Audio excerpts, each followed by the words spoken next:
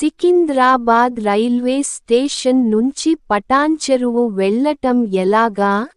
Secunderabad railway station నుంచి 1వ platform బయటికి వచ్చిన తర్వాత మీ ఎడమ చేతి వైపు వెళ్ళాలి. సికింద్రాబాద్ రైల్వే స్టేషన్ నుంచి జేబీఎస్ బస్టాండ్ లేదా ఆల్ఫా హోటల్ చేరుకోవాలి. అక్కడ 219 బస్ ఎంచుకోవాలి. ఈ బస్సు సికింద్రాబాద్ రైల్వే స్టేషన్ నుంచి పటాన్చెరువు వెళ్తుంది. సుమారు 1 గంట 45 నిమిషాలు పడుతుంది. ఈ మధ్యలో 45 స్టాప్లు ఉన్నాయి. వీటి గురించి నెక్స్ట్ వీడియోలో చూడండి. ప్లీజ్ ఈ వీడియో ఎవరికైతే ఉపయోగపడిందో వాళ్ళు ఏ ఊరు వెళ్లారు కామెంట్ చేయండి. సబ్స్క్రైబ్ చేసుకోండి.